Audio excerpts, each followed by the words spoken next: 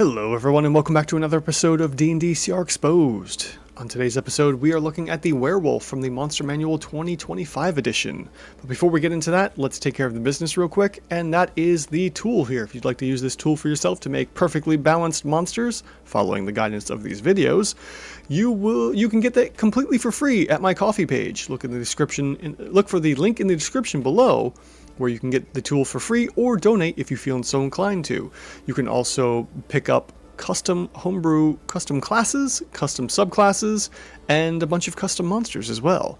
If you'd like to support the channel in other ways, you can also join the channel here at YouTube, or become a Ko-fi supporter for as little as $1 a month, or otherwise you can like, subscribe, comment, and share as well. All of these are greatly appreciated. Now, with that out of the way, let's take a look at this werewolf.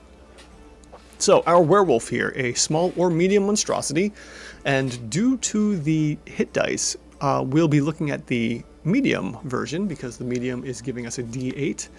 We're going to start with 15 AC, medium, and 11 D8 here for the hit dice. We have a strength of, let's see here, 16, 14 dex, 14 con, 10 intelligence, 11 wisdom, and 10...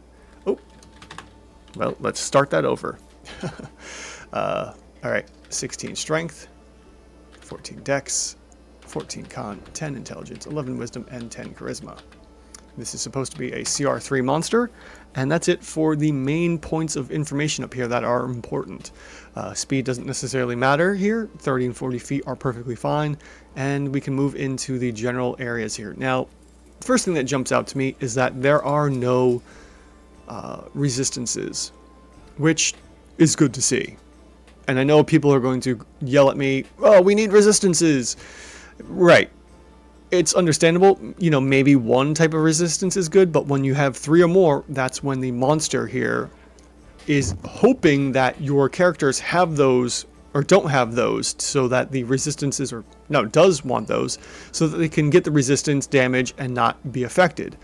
So what they're doing by removing the resistances is giving the monster the appropriate amount of hit points, and probably relying on other things like regeneration or other various things to help keep the monster alive longer, as is the case for specific things like vampires, or one of the monsters we looked at before here, like the red dragon, they're resistant to fire, and that's it. Cool.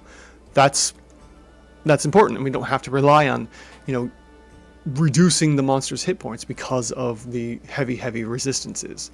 So with that out of the way, let's move down here. We see we have gear of a longbow, we have some skills, senses, and languages. Doesn't matter. Our werewolf does have pack tactics, which is fascinating to see.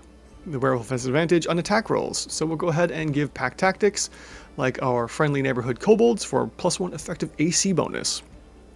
From there we move into the actions, and our werewolf has 2 attacks using scratch or longbow in any combination. It can replace 1 attack with a bite attack instead. So looking at all of our items here, we do see that we have a +5 for our bite, a +5 for our scratch, and a +4 for our longbow.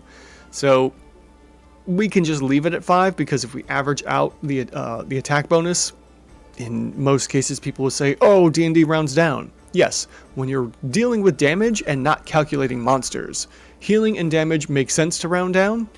In here, we are creating monsters and we're following normal math rules. So in this case, rounding up to a 5 probably isn't going to make that much of a difference. So we're going to go ahead and put in the 5 here for either of the attacks of the bite, scratch, and longbow. And considering we have 2 of them that are 5 and 1 that is also a 4, the average would end up being like 4.67 or something to that effect, somewhere around there, and we would round up anyways. So let's take a look at our bite.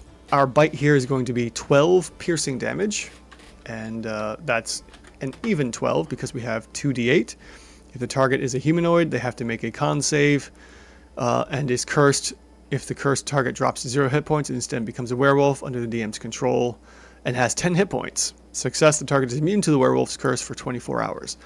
That is so much easier to work with.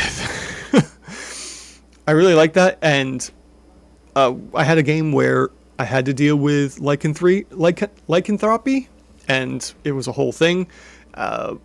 This is so much better. I really like this, the way they've changed lycanthropy here. for the bite of the werewolf. Pretty neat. That's cool. Okay, moving on, we do have the scratch of 10 damage here, even. And then the longbow is going to be 11 damage, even. So nothing too special there. Now, as for our attacks here, we can do 2 scratches or 2 longbow attacks in any combination. Considering we have a 10 and 11, and we probably would want to save the bite for whatever else. I mean, these are chaotic evil, so in theory a bite would be appropriate. If we were to do 1 bite and 1 scratch or 2 longbow attacks, we're going to end up with an 11 anyways. So we're just going to do 11 across the board here for all of our attacks. And we'll say the 11 times 2, which, like I said, will equal the 2 longbow attacks or a bite and a scratch, because werewolves are chaotic evil here and they want to just pass on their lycanthropy. Okay. From there, we have one more action to look at, the bonus action, Shapeshift.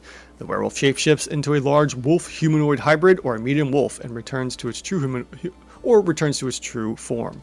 Its game statistics, other than its size, are the same in each form. Any equipment is wearing or carrying isn't transformed. Good to know. But beyond that, the bonus action doesn't matter, and we can just go ahead and calculate our werewolf here with 22 average damage, which, surprisingly enough, does balance out to a CR3, which is really great to see. I could go into this whole, I guess the word might be diatribe, but I don't really want to go into that right now. You guys know how I feel about this kind of stuff, and it's great to see that our werewolf is more of an attacker here, a striker, because of the higher offense and the slightly lower defense, and works out to be a CR3 proper. There we go.